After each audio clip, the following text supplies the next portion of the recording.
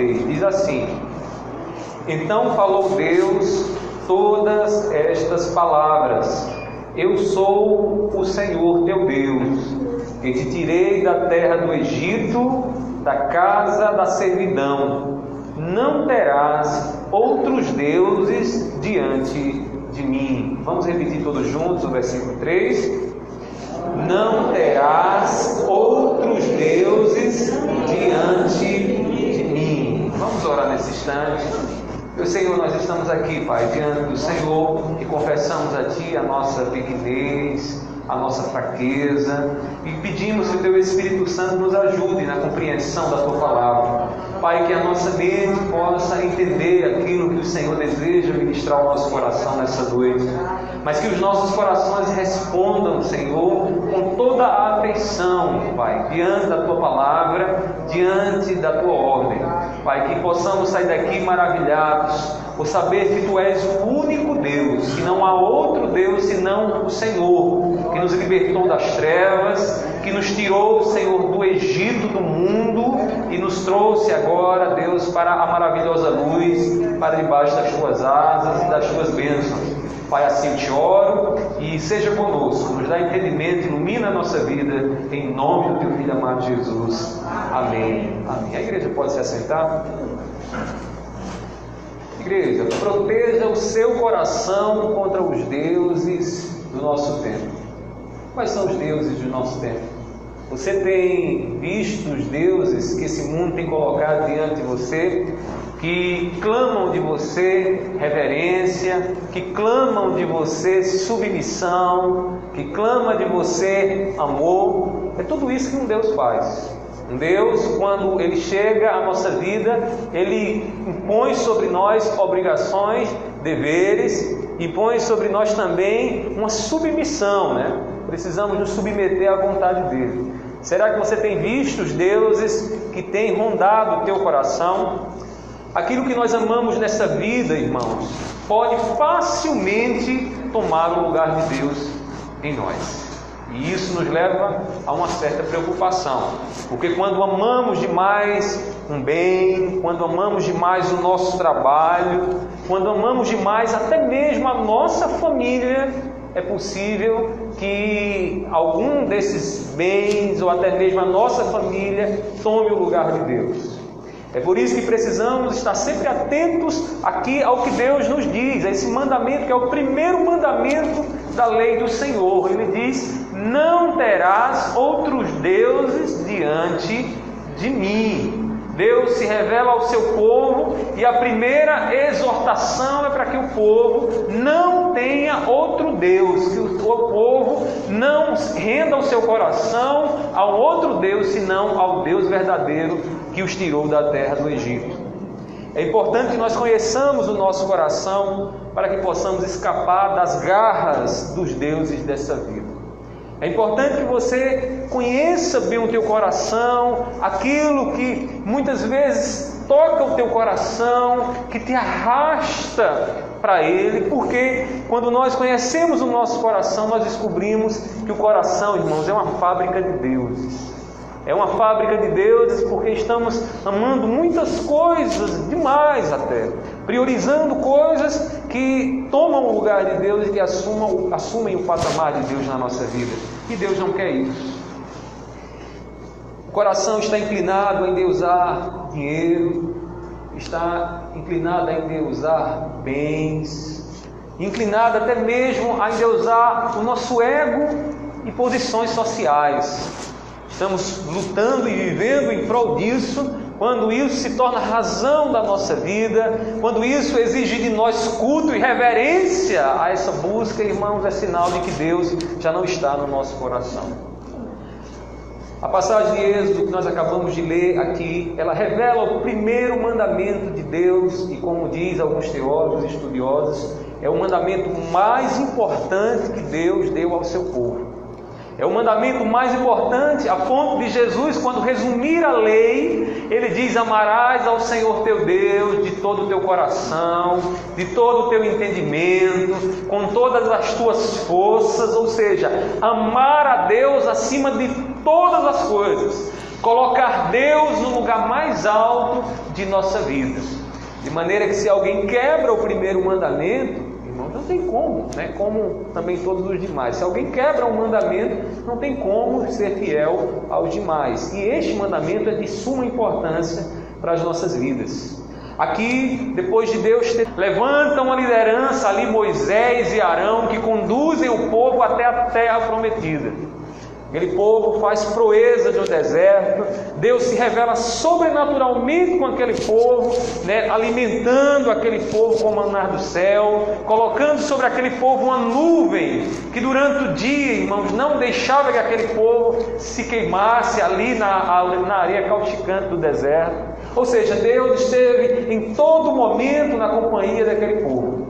E quando Deus vai então firmar uma aliança, um pacto com o povo, Deus chama Moisés e diz a Moisés que ele santificasse, ele tirasse as impurezas do meio do povo. E ao terceiro dia Deus iria se manifestar ali num monte chamado Sinai, onde Deus daria a sua lei, a sua vontade, os seus mandamentos através de Moisés. Antes de Deus se revelar, Moisés fala com o povo e diz ao povo: olha, Deus vai se manifestar através de mim, ali no monte, falando a mim, que Deus tem palavra para vocês. E o povo de imediato diz: Moisés, o que tu disseres que vem de Deus, nós obedeceremos. E assim foi no primeiro momento. E a palavra do Senhor diz que Deus aparece ao terceiro dia, que é bem simbólico para nós, ao terceiro dia, né? Ao terceiro dia já está apontando para um outro evento, uma nova aliança que aconteceria mais adiante. E Deus se manifesta então a Moisés e passa então a ditar a Moisés os mandamentos que nós temos aqui no capítulo 20. E começa dizendo: Moisés diz ao povo que eles não devem ter outro Deus diante de mim. Eles não devem ter outro Senhor em seus corações. Eles devem servir apenas a mim. Sendo assim, irmãos, nós aprendemos aqui nesse primeiro mandamento que Deus é único e por isso nós devemos vigiar os nossos corações contra os deuses que tentam roubar o nosso coração da presença de Deus. Tenta tirar o nosso coração, né, da adoração única e exclusiva ao nosso Deus. A primeira razão por que devemos vigiar o nosso coração contra os deuses dessa vida, irmãos, é porque o nosso coração é pecador. É porque o nosso coração, irmãos, é pecador. Ele está inclinado a transgredir a vontade de Deus. Por que Deus chega no deserto e fala com aquele povo e dá mandamento àquele povo que ele salvou, aquele povo que presenciou o poder dele ali no deserto? Porque Deus conhece o coração do homem e sabe que o coração do homem é inclinado a transgredir a sua vontade. E aí, irmãos, nós poderíamos perguntar então: mesmo sendo salvos, ainda somos pecadores? Pare e pense, irmãos. Deus salvou o povo do cativeiro lá do Egito. Aquele povo presenciou, irmãos, a salvação de Deus de forma poderosa. Aquele povo viu Deus, né, abrindo ali o mar vermelho para que o seu povo pudesse passar e depois manifestando juízo sobre o exército dos egípcios. Ou seja, aquele povo presenciou a salvação de Deus, mas mesmo presenciando a salvação de Deus, aquele povo precisava entender que o seu coração estava inclinado a se desviar do Deus que os salvou do Egito. Mesmo conhecendo o poder de Deus, o nosso coração é rebelde à sua vontade. O mandamento dado a Moisés é destinado a um povo que havia visto a salvação de Deus. E esse povo não é diferente de nós. Nós somos o povo que conhecemos o Evangelho de Cristo Jesus. Nós somos o povo que podemos contemplar através da revelação de Deus como Deus nos tirou das trevas e nos colocou na luz.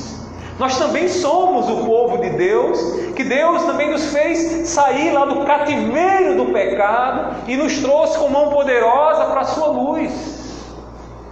Aquele povo havia se tirado do Egito, foi um povo salvo, que simbolizava a igreja dos nossos dias. Mas era um povo que continuava ainda, irmãos, com um coração pecaminoso. como nós também ainda temos dentro de nós um coração que muitas vezes nos afasta da vontade de Deus. Um coração que muitas vezes se inclina e transgride a vontade do Senhor. Mesmo sabendo do que Deus fez, o pecado em seus corações os inclinava para longe da vontade do Senhor. E é por esta razão que Deus manifesta então mandamentos àquele povo. O mandamento vem revelar uma coisa, vem revelar que Deus é um Deus gracioso. Porque quando Deus revela seu mandamento, Deus revela a impossibilidade que nós temos de sermos fiéis à vontade dele.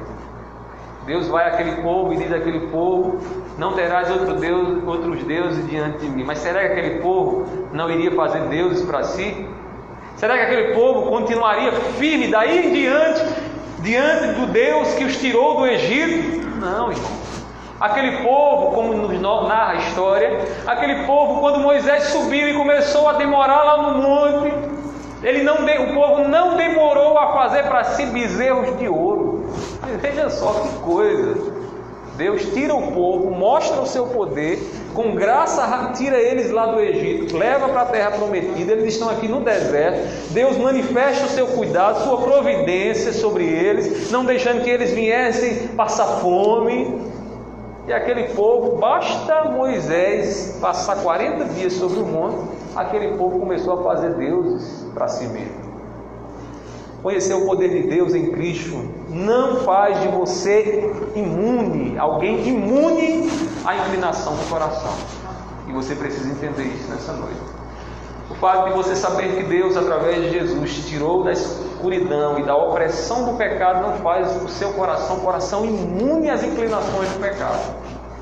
Dentro do seu coração há desejos terríveis, há desejos que para você é até vergonhoso falar sobre eles. E esses desejos estão aí dentro do seu coração. Porque o fato de você contemplar o poder de Deus não faz imediatamente você alguém puro. Faz com que você tenha uma nova consciência de que agora você já não vive escravizado por esses desejos, mas vive para Cristo Jesus. Aquele que Jesus salva precisa ser alertado das inclinações do seu coração diante das tentações no trabalho, diante das tentações, irmãos, lá na universidade, diante das tentações quando nos vem a cabeça quente, diante das pessoas que muitas vezes nos mexem conosco, nos provocam. Irmãos, nesses momentos o nosso coração se revela. Nesse momento temos um Deus a defender, temos o nosso próprio ego sentado, entronizado em nossos corações, que muitas vezes nos leva a responder e reagir, porque alguém está mexendo, não comigo, mas com o meu Deus. Porque coisa terrível é você mexer no Deus de alguém, viu, irmão? É terrível. Você pode até morrer se você mexer com o Deus de alguém. Outra pergunta que precisamos fazer, irmãos, é como o nosso coração pecador então deve ser remediado. O nosso coração é pecador, mesmo contemplando o poder de Deus e mesmo sabendo o que Deus fez por nós, ainda somos pecadores, mas como remediar esse coração? A palavra de Deus é o remédio para o nosso coração. E Deus sabia do seu povo que Ele havia tirado do Egito. Ele diz no versículo 1: então falou Deus todas estas palavras. Como é que Deus trata com Israel? Como é que Deus trata com o povo da sua aliança? Deus começa a falar àquele povo. Deus usa a palavra para que aquele povo possa remediar a sua condição. Como é que eu posso educar meu filho para não ser um legalista? Como é que eu posso educar meu filho não na base do se você fizer isso, Deus vai se agradar, e se você não fizer, Deus não vai se agradar? E eu dizia para aquele pai jovem, que a gente precisa ensinar os nossos filhos não na base da lei e nem num moralismo, e é importante eu definir para vocês isso antes que vocês se compliquem. A lei é quando você diz que o menino deve obedecer a você porque a Bíblia diz que ele tem que obedecer, e se ele não obedecer, o Pai do Céu vai ficar chateado com ele. E o moralismo é quando ele tem que fazer um bem porque é bem. E o menino pergunta assim, mas por que eu tenho que fazer o que tenho que fazer? Não, porque você tem que fazer, então é moralista, você não tem uma base, está ensinando uma regra, né, com base na regra, um princípio com base no próprio princípio, moralismo. Mas, irmão, Jesus nos ensina a educar nossos filhos com base no amor. E quando os nossos filhos erram, eles precisam entender que eles vão chatear o nosso coração primeiramente.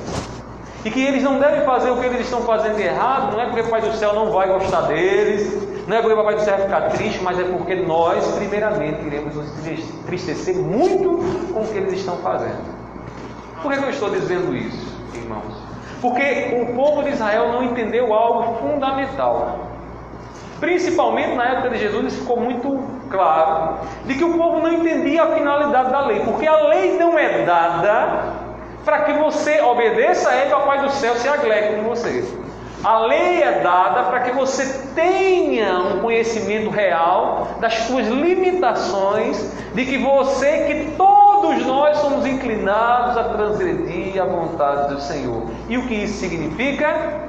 Que não há ninguém justo, que não há ninguém que faça o bem, que todos nós somos pecadores, mas esse Deus que revela a nossa condição pela sua lei também nos revela a graça. Porque quando contemplamos as nossas limitações, percebemos que eu não posso cumprir a lei, mas Jesus cumpriu a lei por mim. Essa é a boa notícia de Deus, irmão. Deus se revela ao seu povo com palavras, para que o seu povo pudesse entender o remédio que Deus tem para o coração pecador dele. As inclinações pecaminosas do nosso coração precisam ser corrigidas pela palavra de Deus. Às vezes tem gente que não se conhece. Às vezes nós somos tão ignorantes da nossa condição de pecadores. Às vezes somos prepotentes demais e achamos que podemos ser fiéis a Deus em toda e qualquer circunstância. Batemos no peito e dizemos, eu consigo fazer isso. Irmãos, nós não temos condições de sermos fiéis àquilo que Deus nos dá. Deus nos dá a sua palavra para nós, para que a gente possa correr para os pés de Jesus. Para que a gente possa, irmãos, nos regozijar e saber que eu não vivo mais, mas Cristo vive em mim. De que eu não confio mais nas obras que eu faço, que a minha maneira de pensar mudou, porque eu não vejo mais o meu relacionamento com Deus como um relacionamento em que eu tenho que seguir algumas regras para Deus se agradar de mim. Porque se eu for nesse princípio eu vou morrer, que eu vou cedo ou tarde quebrar alguma regra, e que para estabelecer, para viver com Deus, para estar com Deus agora, eu só tenho que confiar em Cristo Jesus. É por isso que eu oro em nome de Jesus, é por isso que eu canto em nome de Jesus, é por isso que eu prego em nome de Jesus, porque eu não prego em mim mesmo, você não pode viver em si mesmo. A palavra do Senhor revela essa nossa condição. O nosso coração é pecador. Nosso coração é pecador. E é por isso que nós precisamos estar vigilantes. E Deus sabia muito bem, é por isso que Ele deu esse mandamento ao povo. Que o povo deveria vigiar o seu coração, porque o seu coração era inclinado a transgredir a vontade dEle. Além de ser pecador, há outra razão pela qual devemos vigiar os nossos corações. A outra razão, eu gostaria que você pudesse nessa noite atentar para ela, porque seu coração é um coração perverso, enganoso, corrupto. O profeta Jeremias diz isso para nós, né? O profeta diz que o coração do homem é enganoso. É uma terra, irmãos, difícil de caminhar nela. É uma terra onde há muitas trevas, muitos lugares obscuros que você não conhece, que o homem não conhece, que só Deus conhece. E nós precisamos conhecer o nosso coração. Então, a outra razão pela qual devemos vigiar os nossos corações, é porque os nossos corações são naturalmente inclinados a fazer outros deuses. Entenda bem o que eu estou dizendo. Naturalmente inclinado a fazer outros deuses. Você nasce com um coração que está procurando aqui na terra alguma coisa que você possa idolatrar. Alguma coisa que possa tomar o teu coração e justificar e dar um sentido à tua vida, alguma coisa que você vai colocar lá, vai estar entronizado no teu coração. Se você fizer aqui uma recapitulação da sua vida, quando você não estava em Cristo Jesus, você deve lembrar que havia coisas que estavam entronizadas no teu coração, que estavam lá como rei, como Senhor, ditando para você como você deveria agir. Talvez fosse o teu ego, e você se tornava tão egoísta que você só pensava em si mesmo, você só vivia para servir a si mesmo, você só vivia para agradar a si mesmo, você não levava em consideração a outra pessoa, e por conta disso pessoas se afastaram de você, porque quem estava no trono do seu coração não era Deus, mas era o teu ego.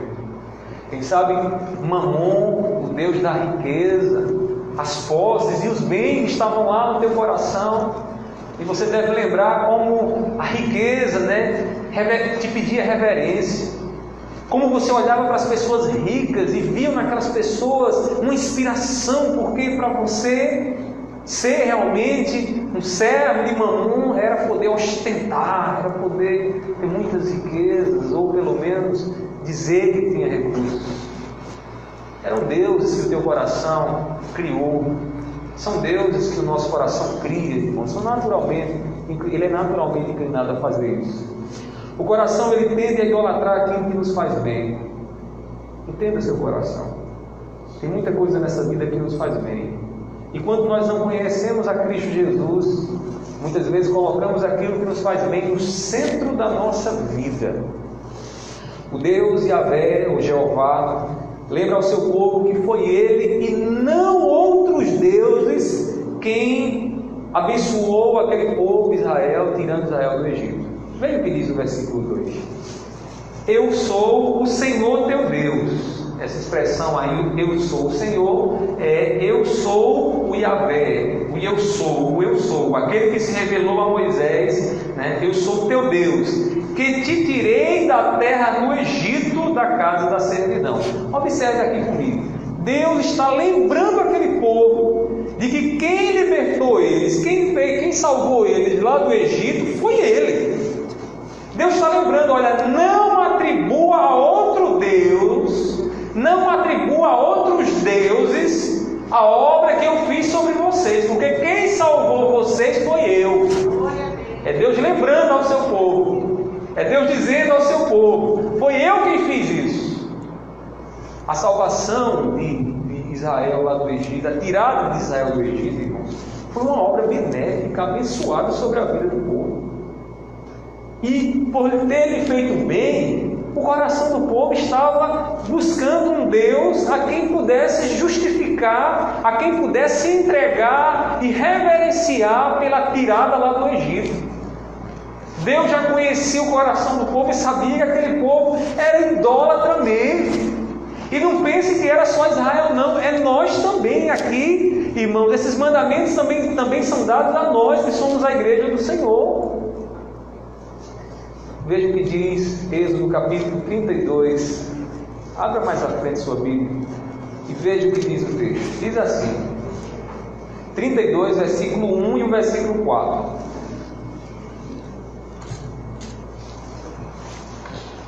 Amém? Diz assim a palavra do Senhor: Mas, vendo o povo que Moisés tardava em descer do monte, acercou-se de Arão e lhe disse: Levanta-te, faz-nos deuses que vão adiante de nós, pois quanto a este Moisés, o homem que nos tirou do Egito, não sabemos o que lhe terá sucedido. Moisés começa a demorar, e aí o que é que o povo começa a se... Não, primeiro, reconhece, foi Moisés quem nos tirou de lá. Não foi Moisés. Moisés foi apenas um canal de Deus. Eles não estavam reconhecendo a Deus, e por não reconhecerem a Deus, eles já começaram o quê? Faz-nos deuses, faz-nos alguma coisa que nós justifiquemos a nossa salvação, que nós olhemos e possamos dizer: olha, eu sei agora quem me tirou do Egito. Aí veja o que diz o versículo 4, diz assim: Este, recebendo-as das suas mãos, trabalhou o ouro com buril e fez dele um bezerro fundido. Então disseram: são estes, ó Israel, os teus deuses que te tiraram da terra do Egito. É irônico, irmãos, porque aqui o povo já está quebrando o primeiro mandamento. Deus diz: não terás outros deuses adiante de mim. Deus lembra ao povo: foi eu quem tirei vocês do Egito. Deus já está dizendo ali a Moisés essas palavras, para que quando Moisés descesse pudesse lembrar o povo, e o povo lá embaixo do monte já se corrompendo na idolatria. O povo atribuindo a sua salvação a outros deuses, e não ao Jeová, e não ao Yahvé. O que é que a gente aprende aqui, irmãos?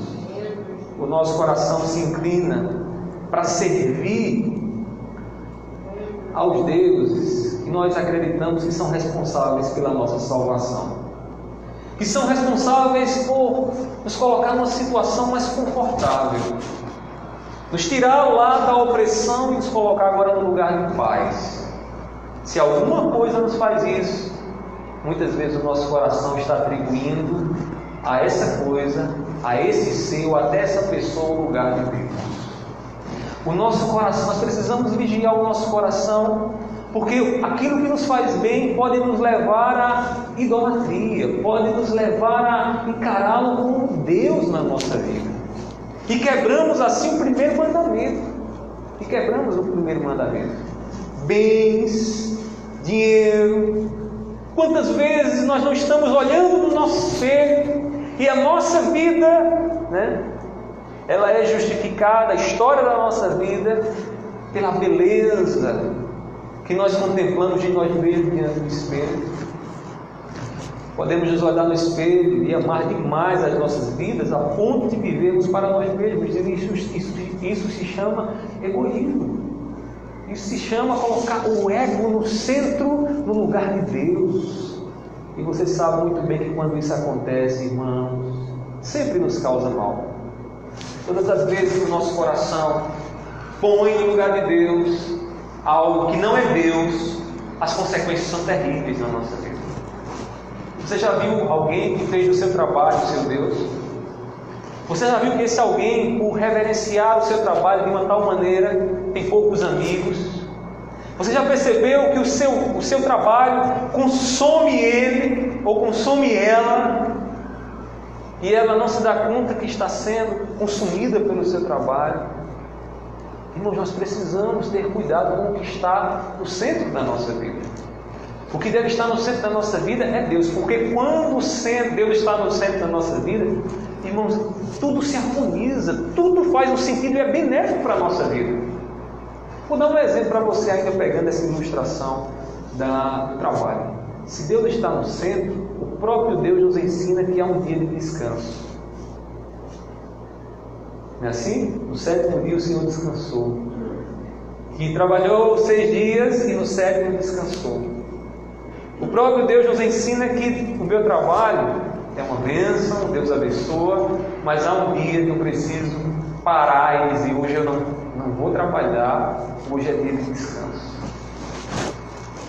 Agora, se você bota o trabalho no centro, o trabalho dia diz para você não tem que parar não, você tem que trabalhar segunda a segunda, 12 horas por dia, você tem que se consumir no seu trabalho. Você talvez não se dê conta que você está servindo ao trabalho e não a Deus, e assim quebra-se o primeiro mandamento. Diante de tudo o que nos faz bem, devemos nos lembrar que foi Deus quem nos salvou, que o trabalho, que dinheiro, que pessoas, que ninguém nessa vida pode nos salvar. Aquele povo começou a dizer: quem nos salvou foi um bezerro de ouro, quem nos salvou foi esse bezerro construído com mãos humanas.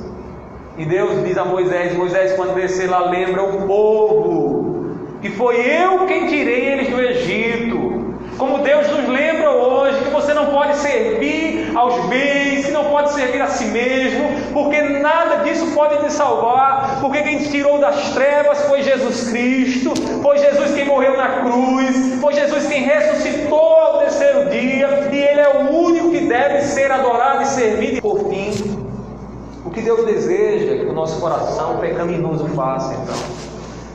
Nosso coração é pecador, o nosso coração é naturalmente inclinado a fazer deuses. E o que é que Deus espera então dos nossos corações? Por quê, irmãos?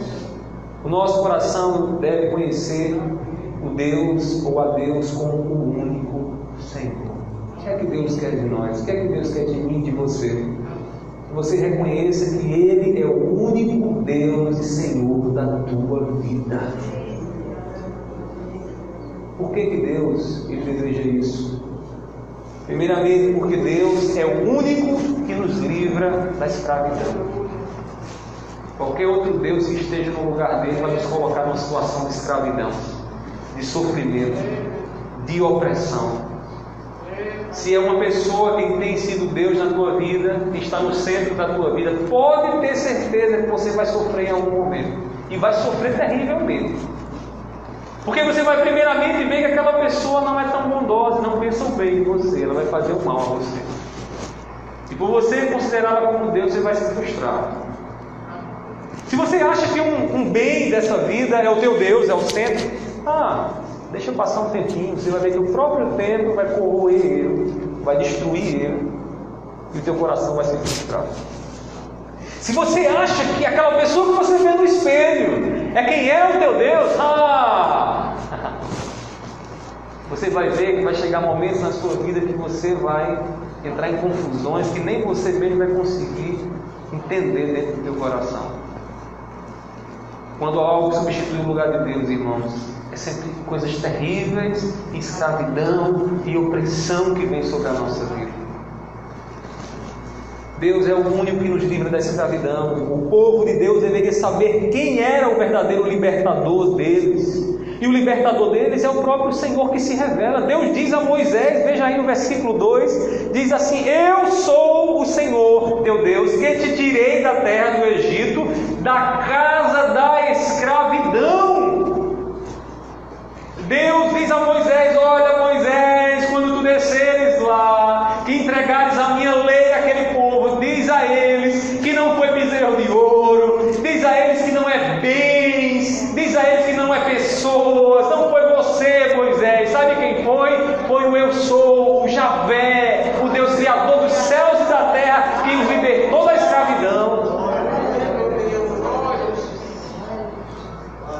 Essas palavras que eu estou falando aqui nessa noite devem ser para você um lembrete de que o Deus da tua vida é o Deus que te tirou da casa da escravidão, que é o Deus que pagou o preço, que te redimiu do cativeiro do pecado, derramando o seu sangue lá na cruz, para que você pudesse ser livre, para que você pudesse servir ao Deus que te coloca debaixo das asas dele, do Deus que te abençoa. Eles foram tirados da servidão, o povo de Deus, de uma nação pagã, para servirem ao Deus santo e justo. Outrora nós vivíamos escravizados também pelo pecado da prostituição, do álcool, do fumo. Esses dias conversava com algumas pessoas aqui que eu nunca imaginei que antes de serem cristãs eram fumantes, mas eram fumantes. Irmãos, e Deus tirou, e Deus libertou, e Deus permitiu que essas pessoas pudessem contemplar como aquele Deus que estava lá no coração dela lhe fazia mal. E essas pessoas rogaram e pediram a Deus, e Deus os libertou, e Deus os tirou do Egito. E o sangue de Jesus em sua vida, e a própria pessoa de Jesus em sua vida, os deu poder para que eles pudessem quebrar as algemas da escravidão. Hoje nós conhecemos a Cristo Jesus como nosso libertador. Moisés aqui é uma figura do próprio Senhor Jesus, o mediador, aquele que recebe de Deus a palavra e leva ao povo. Jesus também fez isso, foi o nosso mediador, o único mediador, aquele que está entre nós e Deus. É Ele quem comunica a vontade do Senhor para as nossas vidas. É Ele quem nos traz agora uma lei de amor, uma lei que nos faz viver para Deus, não na base de uma regra, mas pelo amor que temos a Jesus. Esta é a lei do amor. Precisamos ter cuidado para que os deuses de antigamente não nos levem de volta ao seu cativeiro. Se você estudar um pouquinho mais a história do povo de Israel, irmãos, e quando aquele povo passava lá no deserto, quantas foram as vezes que eles diziam: é melhor voltar para o Egito. Bastava um momento de sede, de provação que Deus lhe permitia, e aquele povo começava a lembrar da velha vida lá do Egito e começava a dizer: melhor era voltar para lá, morrer de sede no Egito, do que estar debaixo desse Deus. Não pense que os deuses do teu coração vão te deixar quieto, não. Os deuses de outra hora, alguns deles são tão agarrados, irmãos, ao nosso coração, que requer um tempo, muito esforço, muita consagração para que eles não voltem a dominar a nossa vida. E eles muitas vezes vão lembrar a você, vão trazer à tua memória que lá no Egito, lá na vida de pecado, lá na incredulidade, tinha muita coisa boa para você. Deus deve ser o único Senhor de sua vida, meu irmão. Deus deve ser o único. Entenda bem o que eu estou lhe falando. Não, Ele não compartilha o espaço do teu coração com ninguém nem com nada. Deus é um Deus que te ama, irmãos, te ama de uma forma enciumada. Ele não quer que você seja de outro ser, de outro objeto, de outra pessoa. Ele quer que você seja apenas dele, que a tua vida seja uma vida consagrada a Ele, que viva para Ele, que tudo isso, irmãos, gere no teu coração, produza no teu coração um desejo de servi-lo pelo amor que você tem a Ele. É isso que Deus quer de nós. Deus não faz parceria com outros deuses em nossos corações. Às vezes a gente quer ajustar, né? Como se tivéssemos que colocar Deus no banco de trás do carro. Aí dizendo: Senhor, olha, tem aí, o Senhor pode ficar aí atrás, mas eu vou colocar mais 2 aqui do lado, viu? Como se Deus permitisse que nós carregássemos ali no banco de passageiros um outro Deus. E Ele olhasse e dissesse: não tem nada demais não, você pode continuar me adorando e adorando a si mesmo, não tem problema não. Ou você pode continuar me adorando e adorando aí o seu trabalho. Você pode continuar me adorando e adorando aí o seu instrumento. Pode continuar me adorando, como se Deus não fizesse isso da nossa vida. O Senhor não toleraria qualquer outra coisa que assumisse o seu lugar no coração do seu povo. No versículo 3, então, ele dá um mandamento, diz: não, é negativo o negócio aqui, é não. Não terás outros deuses. Observe essa expressão no plural aqui, é bem interessante. Deuses diante de mim. Não há espaço para Deus em uma outra coisa. Eu não sei o que é que no teu coração tem tomado aí o lugar de Deus, que anda brigando no teu coração pelo lugar de Deus, mas saiba nessa noite que Deus, Ele deseja que a nossa vida seja exclusiva dEle. Amém. Dele, não há espaço para um outro Deus. Deus é único e não há como servir a Ele com outros deuses. Abra a sua Bíblia em Mateus capítulo 6, versículo 24. Veja o que Jesus vai dizer aqui. 6, versículo 24. Diz assim a palavra do Senhor: ninguém pode servir a 2 senhores. O que é que Jesus está fazendo aqui, irmãos? Jesus está ilustrando um princípio. Ele diz o seguinte: se alguém é servo de 2 pessoas, o que é que vai acontecer? Um desses 2 senhores vai exigir, todos os 2 vão exigir atividades, vão exigir alguma coisa desse servo, e esse servo vai se encantar por um desses 2. E o problema vai ser que ele vai acabar agradando um e desagradando o outro. Aí ele continua: porque ou há de aborrecer-se de um e amar ao outro, ou se devotará a um e desprezará o outro. Aí veja agora o que Jesus diz: vocês não podem servir a Deus e às riquezas. Vocês não podem servir a Deus e as riquezas. Em outras palavras, Jesus está dizendo o seguinte: o coração de vocês não pode estar dividido entre as riquezas, os bens e Ele. As riquezas na sua vida precisam estar submissas a Deus. Elas não podem estar no patamar de Deus. Às vezes, não precisamos ser ricos para fazermos uma confusão por causa de dinheiro. Na minha experiência como pastor, irmãos, e ao ver tanta gente, né, que já morreu, partindo e deixando suas heranças aqui nessa vida, eu já vi famílias se destruírem, já vi filhos se intrigarem um com o outro, já vi mãe se aborrecer com o filho depois que o pai morre e deixa as riquezas. A família vivia bem, uma bênção, mas no dia que ele morreu, no dia que ela partiu, cada um querendo sua parte, a família se dividiu, criou-se intriga. Irmãos, quando a riqueza ela domina o nosso coração, e basta para que você escute o culto da riqueza, basta que você ligue a TV. Você não precisa nem ir para um daqueles programas da teologia da prosperidade. Não. Basta você assistir um comercial. Basta você observar direitinho o que é que a TV ela propagandeia para você. E a ideia dela é que você precisa ser rico para ser alguém. Irmãos, quando a riqueza ela passa a ser Deus, ela começa a criar em nós até uma identidade. Tem pessoas que só são alguém se tiver dinheiro.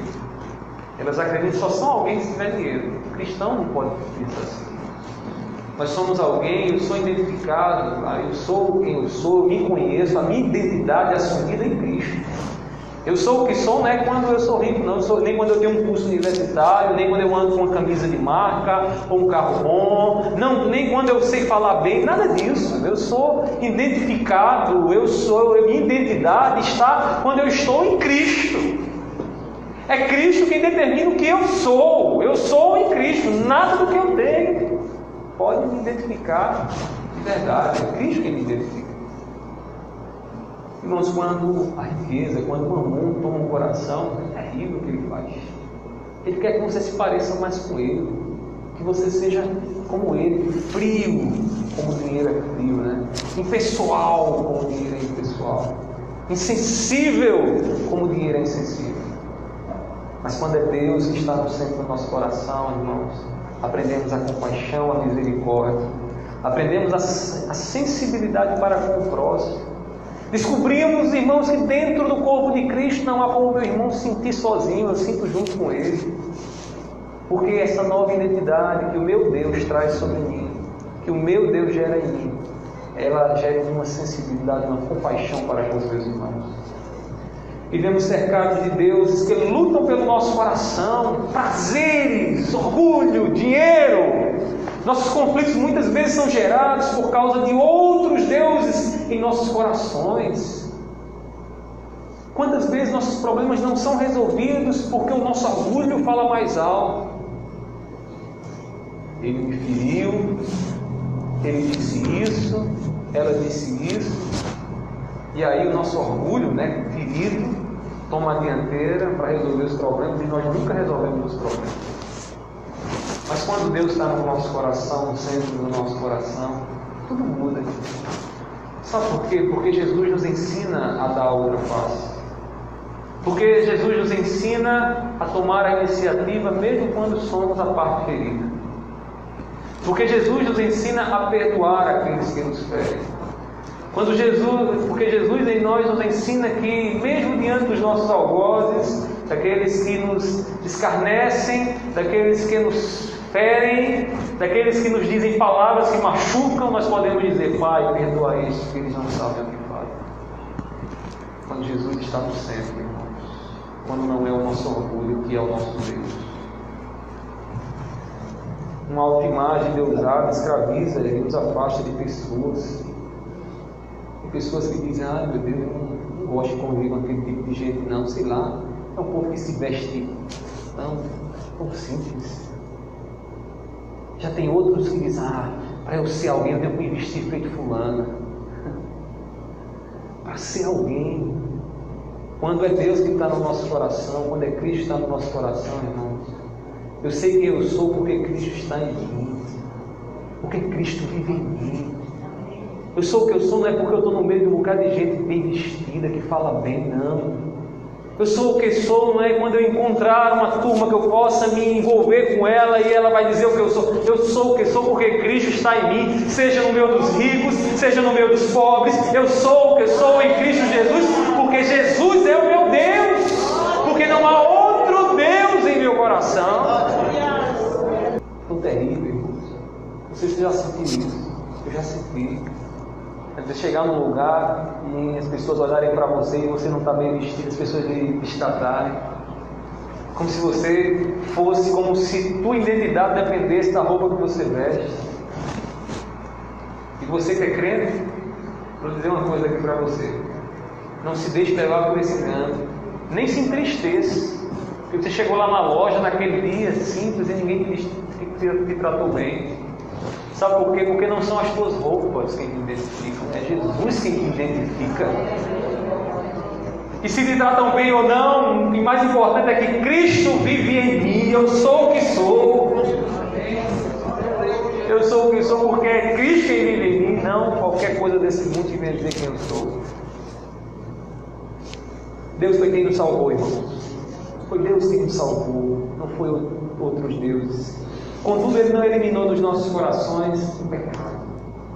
Aprenda isso nessa noite. O pecado continua aí dentro de você.